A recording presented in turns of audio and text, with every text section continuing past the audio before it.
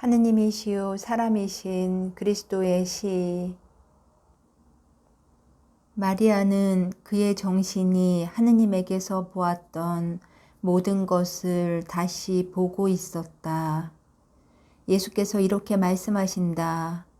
마리아는 하느님을 기억하고 있었다.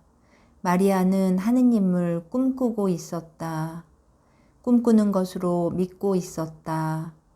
그러나 마리아는 세상에서 잉태된 육체와 결합하기 위하여 창조된 그 순간에 그의 정신이 하느님의 하늘의 광채 속에서 보았던 모든 것을 다시 보는데 지나지 않았다.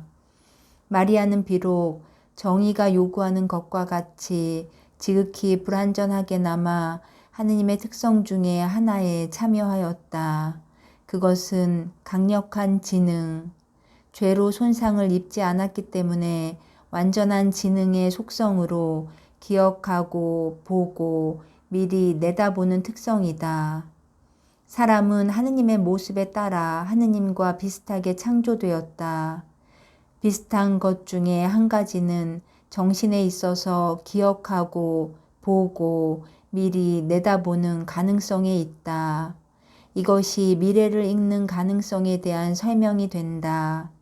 이 능력은 하느님께서 원하시는 데 따라서 흔히는 직접적으로 또 어떤 때는 아침에 떠오르는 해처럼 일어나는 기억으로 발휘되어 하느님 안에서 이미 관찰하였던 세기의 지평선의 어떤 정확한 지점을 비추게 된다.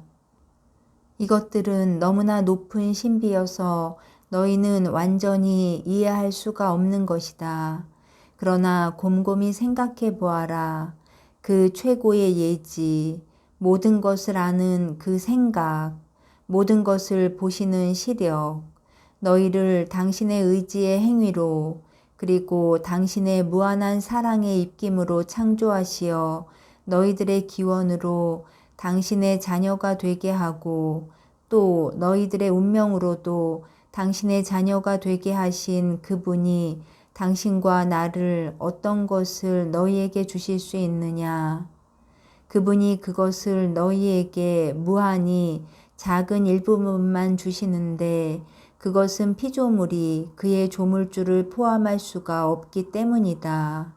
그러나 이 참여는 그 무한히 작은 가운데에서도 온전하고 완전하다. 어떤 지능의 보물은 하느님께서 사람에게, 아담에게 주시지 않았느냐. 죄가 그 보물을 작게 하였다. 그러나 내 희생이 그것을 회복시키고 지능의 광위와 그 많은 흐름과 그 지식을 열어준다. 아, 은총으로 하느님과 결합하고 그분과 더불어 그분의 지식의 역량을 같이 하는 인간 정신의 숭고함. 은총으로 하느님과 결합한 인간 정신의 숭고함. 다른 지식의 방식은 없다. 인간의 능력을 넘어서는 비밀을 호기심을 가지고 탐구하는 사람들은 이것을 상기시키기 바란다. 은총 지위에 있는 영혼에서 오지 않는 그런데 아주 분명한 명령을 가진 하느님의 계율에 반대하는 영혼은 은총 지위에 있지 않다. 이런 종류의 지식은 어떤 것이든지 사탄에게서 밖에는 올 수가 없다. 그 지식이 인간적인 논거에 의거하는 데 따라서 진리와 일치하기가 어렵고 이 논거들은 그 지식이 초인간적인 것에 의지하는 데 따라서 절대로 진리와 일치할 수가 없다. 그것은 마귀가 거짓말의 아비이고 거짓말의 오솔길로 끌고 가기 때문이다. 하느님에게서 오는 방법 말고는 진리를 아는 다른 방법은 아무것도 없다. 하느님께서는 우리에게 말씀하시고 아들에게 아버지의 집과 관계가 있는 어떤 추억을 상기시키는 아버지와 같이 우리 기억에 이렇게 말씀하시거나 상기시키신다. 내가 나와 같이 이러저러한 일을 하고 이런 것을 보고 저런 말을 들을 때가 기억나느냐? 내가 떠날 적에 내 입맞춤을 받은 때가 생각나느냐? 방금 창조되어서 아직 순결하고 더럽혀지지 않은 내 영혼을 들여다보는 내 얼굴의 찬란한 태양을 내가 처음으로 보던 때가 생각나느냐? 왜냐하면 내가 내게서 나가자마자 그 후 흠이 너를 작게 만들었기 때문이다. 내 심장의 사랑의 고동으로 사랑이 무엇인지를 깨달은 때가 기억나느냐? 우리의 존재와 발생의 신비는 무엇이냐? 하고 그리고 은총지위에 있는 인간의 한정된 능력이 도달할 수 없는 그곳에서는 지식의 성령께서 말씀하시고 가르치신다. 그러나 성령을 가지기 위하여는 은총이 필요하다. 진리와 지식을 갖고 있기 위하여는 은총이 필요하다. 아버지를 모시기 위하여는 은총이 필요하다. 이것은 삼위께서 당신의 거처를 정하시는 천막이고 영원하신 분이 자리하시고 말씀하시는 속죄소이다. 그러나 구름 속에서 말씀하시지 않고 당신의 충실한 아들에게 당신 얼굴을 드러내고 말씀하시는 속죄소이다. 성인들은 하느님을 다시 기억하고 창조하시는 생각 안에서 들었던 말씀, 하느님의 인자하심이 그들을 수리처럼 높이 올려 진리를 주시고 시간을 알게 하시려고 그들의 마음에 다시 살아나게 하시는 말씀들을 다시 기억한다. 마리아는 은총이 가득하였다. 하나이시고 세 분이신 온 은총이 마리아를 결혼을 앞둔 신부처럼 당신의 후손을 위한 결혼처럼 당신의 어머니 되심을 위한 하느님 같은 분으로 그의 사명을 위하여 준비하였다. 마리아가 구약의 여예언자들의 주기를 마감하고 신약에서 하느님의 대변자들의 주기를 여는 것이다. 하느님의 말씀에 참된 괴인 마리아는 영원히 침범되지 않은 그의 내면을 바라보면서 하느님의 손가락으로 그의 티 없는 마음에 그려진 영원한 지식의 말씀들을 발견하고 모든 성인들처럼 생명을 가진 모든 것의 조물주이신 아버지 하느님에 의하여 불멸하는 정신을 가지고 태어났을 때에 그 말씀들을 들었던 것을 기억하였다. 그리고 마리아가 그의 장래의 사명에 대한 모든 것을 기억하지 못한 것은 하느님께서 일체의 인간적인 완전에 결함을 남겨두셨다는 이유에서였다. 그런데 그 결함은 당신의 피조물에게 공로를 세울 기회를 제공하심으로 당신의 피조물에 대한 인자이신 하느님의 슬기에 기인하는 것이었다. 둘째 하와인 마리아는 그리스도의 어머니가 되기 위한 공로에 자기 몫을 그의 충실한 착한 뜻으로 쟁취해야 하였다. 이 착한 뜻을 하느님께서는 당신의 그리스도를 구세주를 만드시기 위하여 그리스도에게서까지도 요구하셨다. 마리아의 정신은 하늘에 있었고 그의 심적 상태와 육체는 세상에 있었다. 그리고 그가 정신 있는 대로 가고 번식력이 있는 포옹으로 그를 성령과 결합시키기 위하여는 그가 땅과 육체를 발로 밟아야 하였다. 개인적으로 적어둔 것. 어제 하루 종일 나는 부모의 부고를, 그것도 왠지 모르지만 즈가리아가 보낸 부고를 보는 것으로 생각하였었다. 마찬가지로 내 나름대로 예수님이 성인들 편에서 오는 하느님의 기억에 대한 점을 어떻게 다루실까 하고 생각하였다. 오늘 아침 환상이 시작되었을 때 나는 이렇게 생각하였다. 자, 이제는 마리아가 고아가 되었다는 말이 나올 테지 하고 그러면서 그로 인하여 벌써 가슴이 메는 듯 하였다. 그것은 내가 느끼고 지각한 지난 며칠 동안의 슬픔과 같은 슬픔이었다. 그런데 반대로 환상은 하나도 내가 보고 들으리라고 생각하였던 것은 아니었고 단순한 암시조차도 없었다. 이것은 내게 위안이 된다. 왜냐하면 나 자신의 바탕에서는 어떤 정해진 점에 대해서 단순한 예측조차도 기대할 것이 도무지 없다고 생각하기 때문이다. 모든 것이, 절대로 모든 것이 다른 근원에서 온다. 내 계속적인 두려움은 다음번까지는 멎었다. 과연 내가 틀리고 다른 사람들을 틀리게 하지 않을까 하는 이 염려는 나를 따라다니기를 절대로 그치지 않을 것이다. 하느님께서는 내게 남편을 주실 것이다. 그런데 그는 내가 하느님을 신뢰했기 때문에 거룩할 것이다. 너는 그에게 내가 서운한 것을 말하여라. 얼마나 지옥 같은 밤이었는가. 정말이지 마귀들이 이 세상에서 기분 전환을 하는 것 같았다.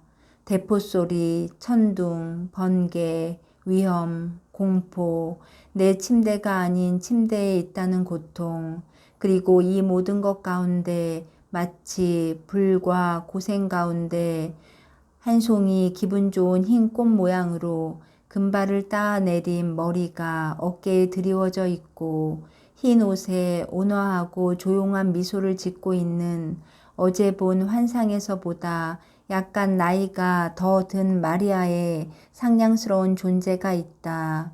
마리아가 마음속에 거두어들인 영광스러운 신비 쪽으로 향한 내면에서 나오는 미소이다. 나는 이 아름다운 환상을 이 세상에서 벌어지고 있는 잔인성과 비교하는 것으로 밤을 보내면서 중상을 하는 증오 앞에서 부르는 사랑에 살아있는 노래인 어제 아침에 그분의 말씀을 다시 생각하였다. 오늘 아침에는 내 방의 고요 속으로 돌아와 이 광경을 목도하였다. 마리아는 여전히 성전에 있다. 지금 마리아는 엄밀히 말해서 다른 동정녀들과 같이 성전에서 나온다. 아름다운 황혼의 아주 새빨간 환경 속에 향냄새가 터지는 것을 보아 어떤 의식이 있는 모양이다. 약간 애조를 띤 하늘이 마치 청명한 10월처럼 예루살렘의 정원들에 내리덮이고 그 정원들에는 멀지 않아 떨어지려는 나뭇잎들의 황갈색이 올리브 나무들의 은빛 또는 초록색에 노랗고 빨간 반점을 찍어 놓고 있으니까 늦가을인 것 같다. 꿀벌떼라고 말할 수 있을 동정녀들의 무리는 뒤에 있는 작은 마당을 건너 지르고 계단을 올라가고 어떤 작은 문을 지나 덜 화려한 네모 반듯한 다른 마당으로 들어가는데 그곳에는 동정녀들이 방금 들어간 출입구 외에 다른 출입구는 없다. 그것은 성전에서 쓰는 동정녀들의 작은 거처로 들어가게 되어 있는 마당인 모양이다.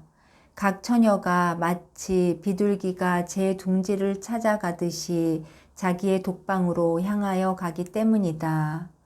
모였다가 헤어지는 비둘기들이 날아가는 것 같다. 모두들이라고 할 수 있을 만큼 많은 처녀들이 헤어지기 전에 작은 목소리지만 기쁘게 서로 말을 한다. 마리아는 말을 안 하고 있다. 다만 다른 처녀들과 헤어지기 전에 그들에게 다정스럽게 인사를 하고 나서 오른쪽 한 구석에 있는 그의 작은 방으로 향한다. 그 방으로 어떤 여선생이 마리아를 찾아왔다. 그 여자는 파누엘의 딸 안나처럼 늙지는 않았지만 벌써 나이가 많다. 마리아야, 대사제님이 오라신다. 마리아는 약간 놀라서 여선생을 쳐다본다. 그러나 질문은 하지 않는다. 마리아는 이렇게만 대답한다. 곧 가겠습니다. 마리아가 들어가는 큰 방이 사제의 집에 딸린 것인지 또는 성전에 고용된 여자들의 아파트의 일부인지 모르겠다. 내가 아는 것은 그 방이 넓고 매우 환하게 불이 밝혀지고 대단히 잘 정돈되어 있으며 드가리아와 파누엘의 딸 안나가 화려한 옷을 입은 대사제와 거기에 같이 있다는 것이다. 마리아는 문지방에 이르러서 허리를 깊이 굽히면서 인사를 한다. 그리고 대사제가 마리아야 앞으로 나오너라 무서워하지 말고 하고 말할 때에야 비로소 앞으로 나아간다. 마리아는 몸을 다시 일으키고 천천히 앞으로 간다. 민첩하지 않아서가 아니라 본능적으로 무엇인지 모를 엄숙함으로 그렇게 해서 그를 더 여인답게 보이게 한다. 안나는 용기를 주려고 마리아에게 미소를 보내고 지가리아는 인사를 한다. 사촌 동생아, 너에게 평화가 있기를. 대사제는 주의 깊게 마리아를 살펴보더니 지가리아에게 말한다. 이 처녀에게서는 다윗과 아하론의 혈통이 분명히 나타나 보이는군요. 딸아, 나는 내 우아함과 착함을 안다. 내가 날마다 하느님과 사람들의 눈에 지식과 은총으로 자랐다는 것도 안다. 하느님의 목소리가 내 마음에 가장 다정스러운 말씀을 속삭인다는 것을 알고 내가 하느님의 성전에 꽂히고 내가 성전에 있은 다음부터는 증언대 앞에 셋째 케루빔 천사가 있다는 것을 안다. 그리고 내 생활의 향기가 날이 새로 시작될 때마다 계속 향과 더불어 올라가기를 원한다. 하지만 율법은 다른 말을 하고 있다. 이제 너는 어린 소녀가 아니라 한 여인이다. 그런데 이스라엘에서는 어떤 여인이든지 아들을 주께 바치기 위하여 아내가 되어야 한다. 너도 율법의 계명을 따라라. 두려워하지 말고 얼굴을 붉히지 말아라. 나는 내가 왕가의 후예임을 잊지 않고 있다. 각 남자에게는 같은 혈통의 여인이 주어져야 한다고 명령하는 율법이 벌써 너를 보호하고 있다. 그러나 이 규칙이 없더라도 나는 내 혈통의 고귀함을 훼손하지 않기 위해서 그렇게 할 것이다.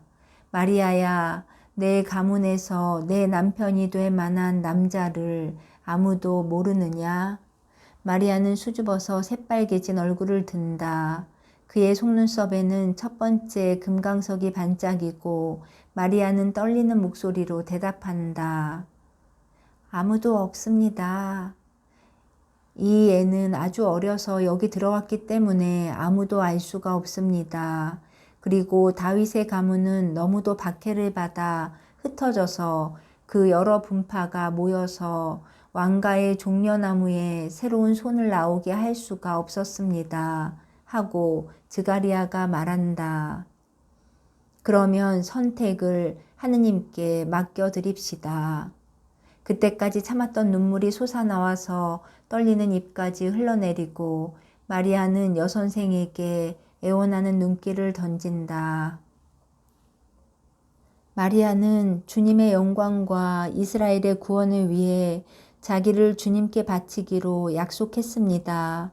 글을 겨우 떠듬떠듬 읽을 줄 아는 어린아이에 지나지 않았지만 벌써 서원으로 매여 있었습니다. 하고 안나가 마리아를 돕기 위하여 말한다. 내 눈물은 그러면 그 때문이었느냐?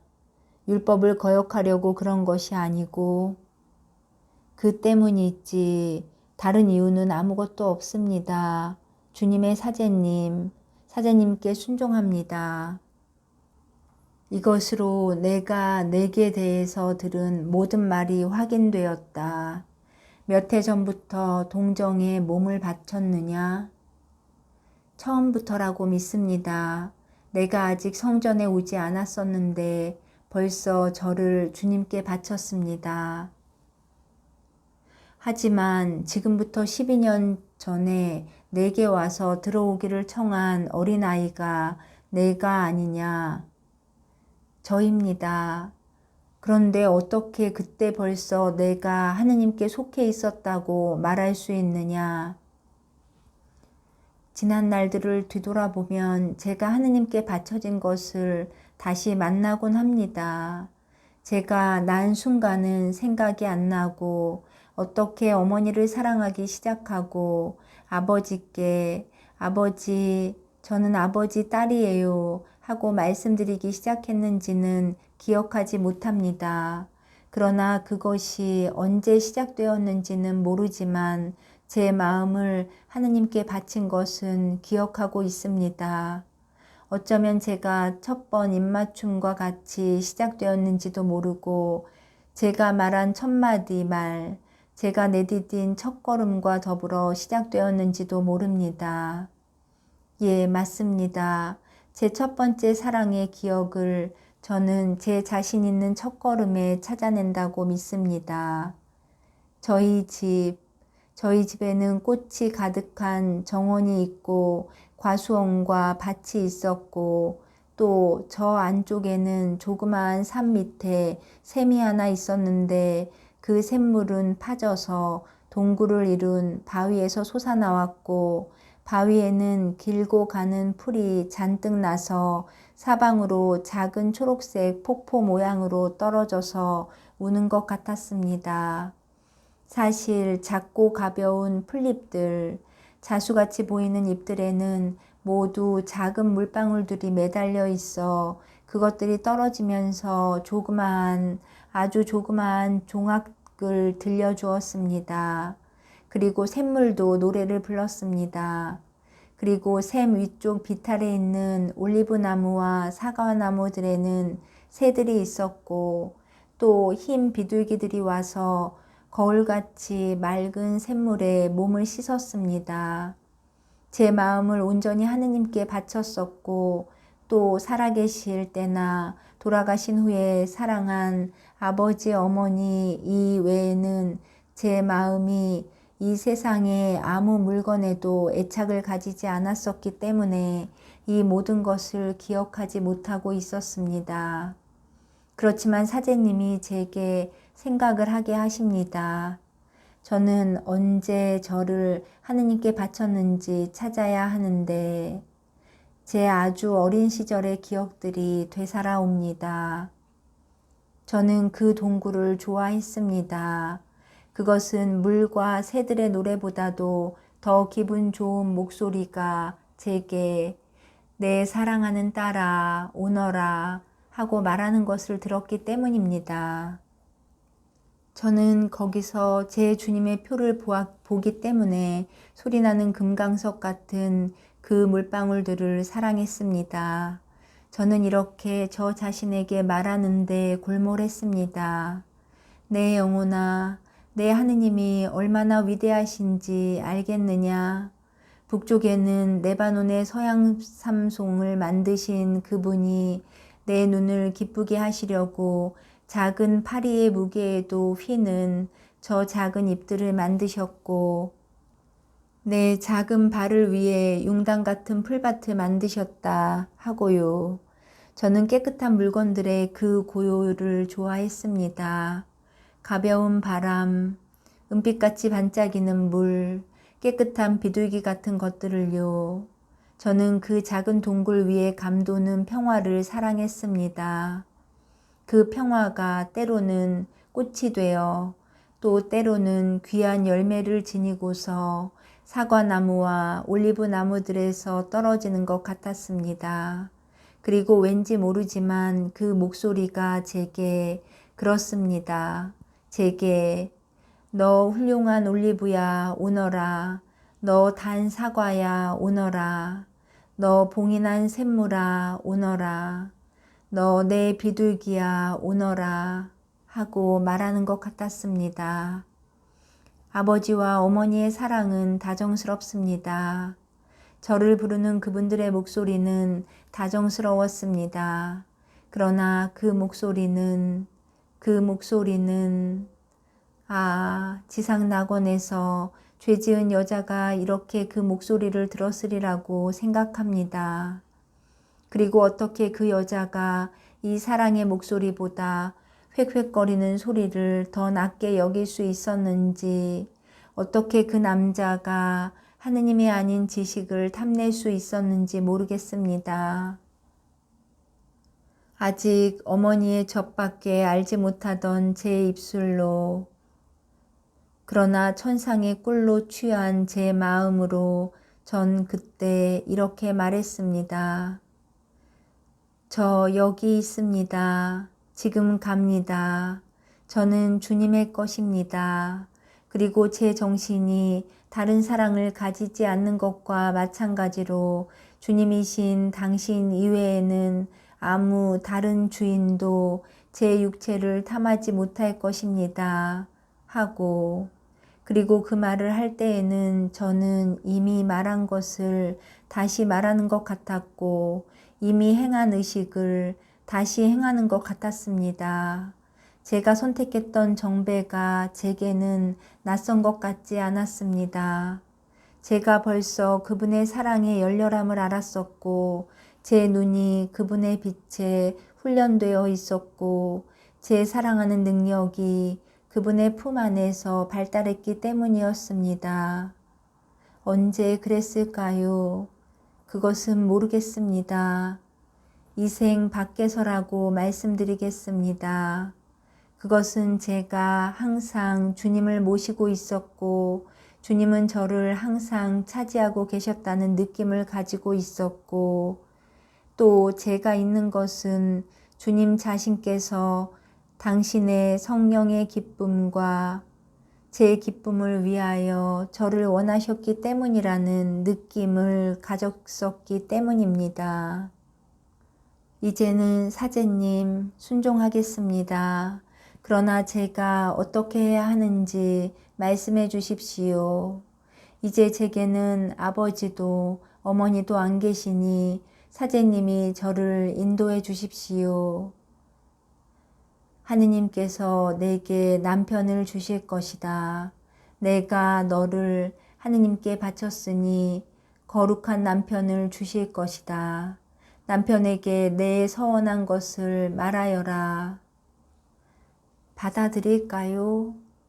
그러기를 바란다. 딸아, 그가 내 마음을 이해할 수 있도록 기도하여라. 이제는 가거라.